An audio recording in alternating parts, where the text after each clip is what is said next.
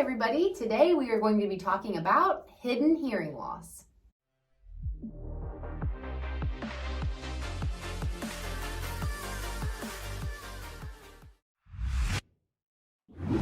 Hi, I'm Dr. Michael Squires. And I'm Dr. Carly Squires. And this is Dr. Squires Squared. This is a channel where we have candid and casual conversations about anything and everything audiology. And if you don't know what audiology is, make sure to like and subscribe to the channel and make sure to hit our notifications bell and we'll tell you all about it. All right, everybody. Today we are going to be talking about something called hidden hearing loss. So what is hidden hearing loss? That is when you have auditory symptoms like hearing loss, you're having difficulty hearing, but on the actual hearing test that you have done, a typical diagnostic exam, it doesn't actually show that there is a hearing loss. Right. There's so many components to what we experience as hearing. Mm-hmm. And one of the things that oftentimes we find ourselves in a conversation about is processing. Mm-hmm. So as I explain a hearing test, we break it down into detection, what can the ear hear at different frequencies, and then there's certain aspects of processing or auditory processing, which we'll cover in a different episode on a different day. But the component of hidden hearing loss is basically having hearing difficulties that are similar to a hearing loss, when in reality the ear's ability to detect sound falls within the normal limits of our testing. Right, and so you might be told if you have these issues that your hearing is normal, but you're thinking, oh, I'm still struggling, and you might be saying things like, I'm having difficulty hearing in background noise or complex listening environments when there's more than one person talking. Right. That's one thing we hear a lot. Well, and it creates a lot of frustration for people because they know what they experience, right? And then they come and see somebody who's supposed to be able to evaluate that, and we say, well, it's normal. Well, it's not normal to them. Right. So you're right. Those complex environments where there's background noise or masks have become a real issue for some people with this type of hearing issue.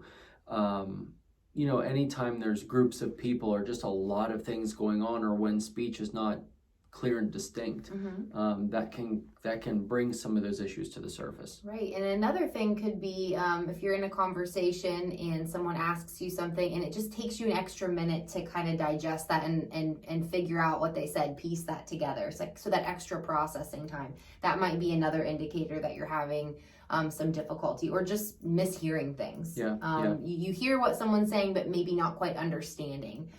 So let's talk about how we would test for that. I mean, beyond the typical diagnostic audiogram that we're looking at, what else could we do if someone's hearing is normal, but they're having these difficulties? Well, I think first and foremost, it's our job to listen first.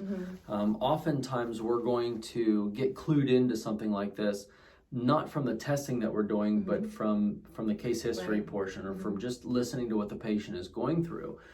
Because patients will tell us, hey, look, I am having difficulty understanding what people are saying, or going in restaurants, or, fatigue at the end of the day. I'm just so exhausted from having to listen to my coworkers all day, from struggling to listen in that environment, not necessarily because of the coworker.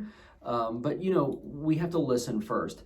Once we find out that the results on the hearing test are within normal limits, we have to take it upon ourselves to take it a step further. There's tools in our toolbox that we can use to really assess what these patients are going through.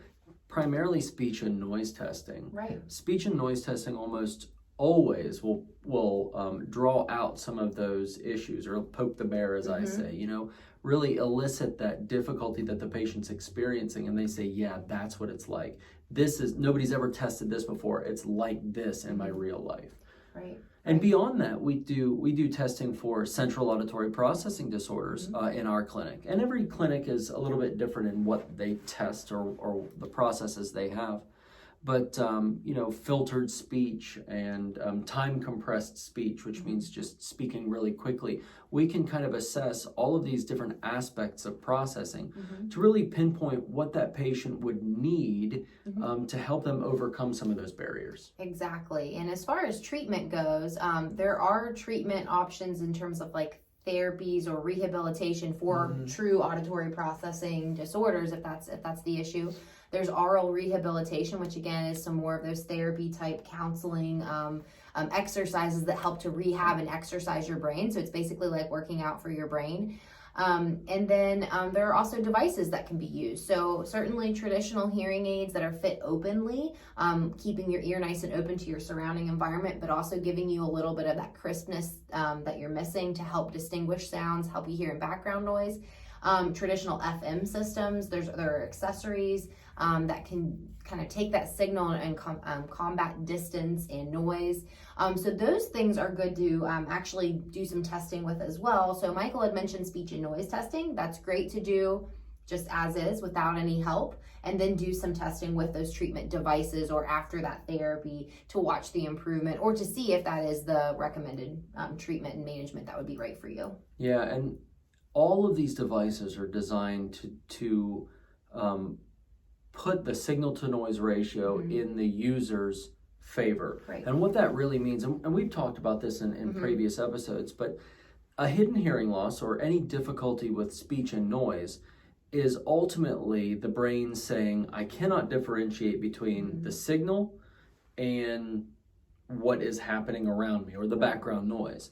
The bigger difference between those two things, the more easily we can hear and interpret speech. Right. With a true sensory neural hearing loss or a hidden hearing loss, that differential gets smaller and smaller. So what a hearing aid does is it uses technology to try to push those two things apart, try to draw speech out, squash noise down a little bit to create that difference. An FM system, just like you were saying, makes that difference.